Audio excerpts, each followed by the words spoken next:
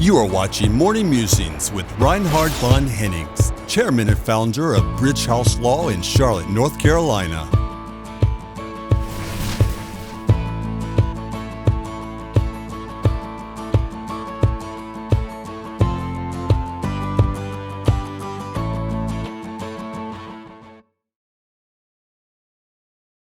Who pays the highest interest rates right now on a savings account? Hello, this is Reinhard von Hennings. And the answer is not a bank, it is Apple. Apple pays 4.15% based on a recent announcement, thanks to a partnership between Apple and Goldman Sachs. So let's take a look. How did this all start? How did this develop?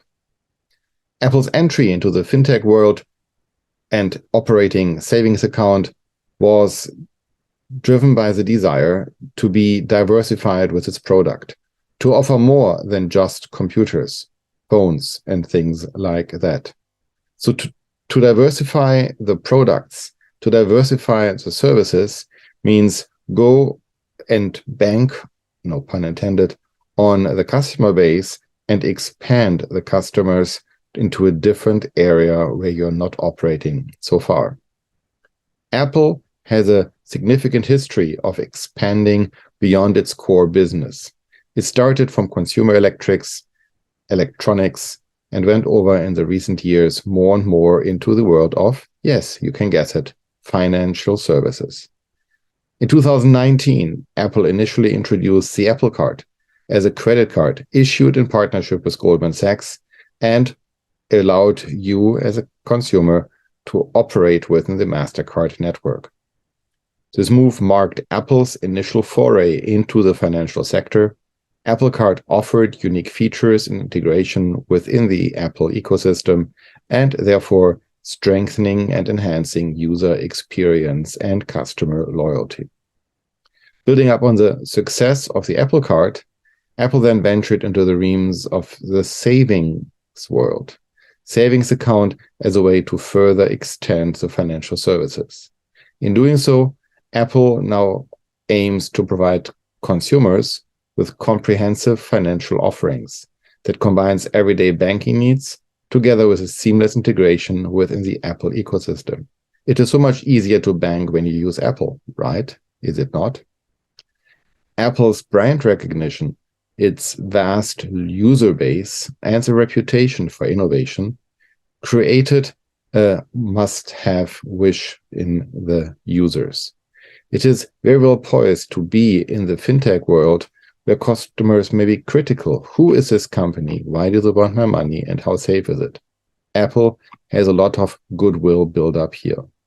Through strategic partnerships and technological advances, Apple is building up an infrastructure and offers to its customers both a compelling service as well as an integrated experience. Apple and Goldman Sachs are now together. They joined forces in a single fintech venture amidst all the declining trust in the banking world. Apple's world, with a brand strength with over 2 billion iPhones sold worldwide, and working hand in hand with Goldman Sachs, one of the large American banks, and offering FDIC insurance, which is not only relevant in light of the Silicon Valley Bank disaster. So collaboration from Apple now gives Apple an opportunity to compete with banks like Neobank, Chime, Revolut, Monzo, and all the other banking opportunities. Apple now offers to pay 4.15% on savings account. This is much more than the average account can get you at the average bank. It comes at a time where regional banks are now struggling in light of the Silicon Valley disaster, and fintechs are short of cash to get started. So the partnership with Goldman Sachs gives Apple the opportunity to go into the banking area with a comprehensive financial platform from Goldman Sachs.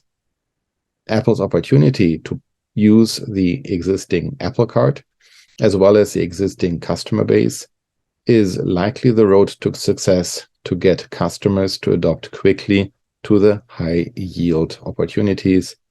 Apple's digital wallet services is central for that opportunity. So what does Goldman Sachs get from that? Goldman Sachs benefits from the collaboration by getting more customers from a customer base who may not normally come to them. So it's a win-win for both of them. Apple's control over tap to play on the iPhones gives Apple a significant negotiation power with card issuers and has posed challenges for competing digital wallets, just like Google Pay, Venmo, and other cash apps. Regulators have taken notice with antitrust lawsuits and objections to Apple's exclusive hold on this payment technology. So looking into this high yield opportunity, it is not necessarily a violation of any antitrust rules. However, Apple and Goldman together create a new powerful ecosystems. Both Goldman Sachs and Apple need to negotiate carefully to avoid any heavy scrutiny by regulators, where bank partnerships with tech companies may be frowned upon. Maintaining trust and addressing cultural differences between the banking world and the tech world is now crucial for creating a new chapter in the banking landscape. Let's talk about Apple's history of innovation.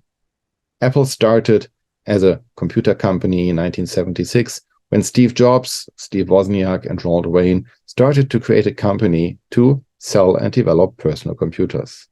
Steve Jobs left and later returned to Apple in 1997, and under his leadership, the company underwent a significant and remarkable transformation. Away from just the computers, into the iMacs, the iPods, the iTunes, the iPhones, all those I's. The iPhone, launched in 2007, revolutionized the mobile world. Who would have thought that you could use a touchscreen to dial? Impossible in the opinions of some of their competitors. Apple's ability to adapt in a changing market, to see the dynamics and to see the different customer needs, has been critical for Apple's success over the years. The company prioritizes design and consumer experience, the user experience, and makes sure it seamlessly integrates all over the platforms. That's the basis for their loyal customer base. Apple now has an opportunity to use that ecosystem in order to jump into a different market. So recognizing this potential, Apple jumped into the Fintech. Since 2019, Apple is not the new kid on the block. Apple developed some experiences here. So let's take a look in some of Apple's key strategies and also think, what can you implement from Apple into your company?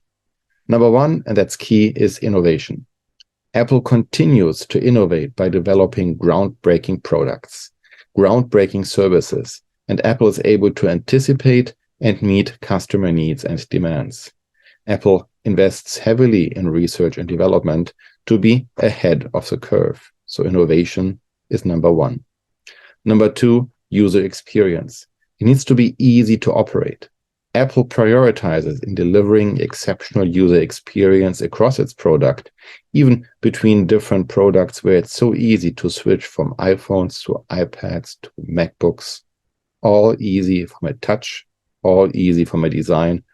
It's easy from a simplicity and intuitiveness of the interfaces. This was a hallmark of its success. So number three, the ecosystem integration is exactly that. Outside of the Apple world, whoever works with Apple, it needs to be part of a cohesive ecosystem, which is convenient and therefore creates customer loyalty. And this leads automatically to number four, strategic partnerships. Apple uses strategic partnerships to stay within their ecosystem, but to benefit their ecosystem with external partners, such like Goldman Sachs. It's a way to reach and to expand into new market. Number five, adaptability. You cannot live in a world of change when you don't adapt.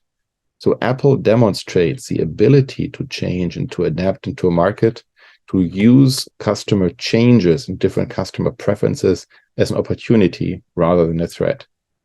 Apple listens carefully to trends, listens to customer feedback, and adjusts the strategy accordingly. And all of these lead into number six, the brand and the strength of the brand. Apple's reputation on quality innovation is exactly what the brand is all about. Loyal customers, which are open to some new opportunities and follow because they see trust and credibility in the product.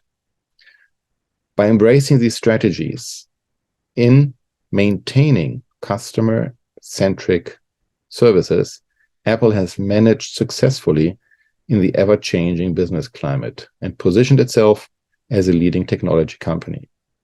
So now back to you. What do you do to adjust your changes?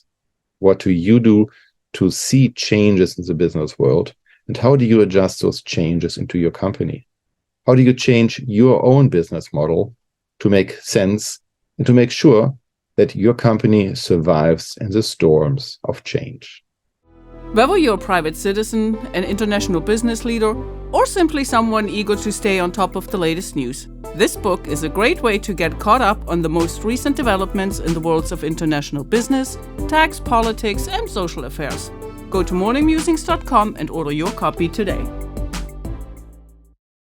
Thank you for joining us today. If you would like more information about Bridge House Law, please visit our website at bridgehouse.law. Before you go, make sure to like this video and subscribe to the channel for more up-to-date content. Bridge House Law, business-minded, client-focused.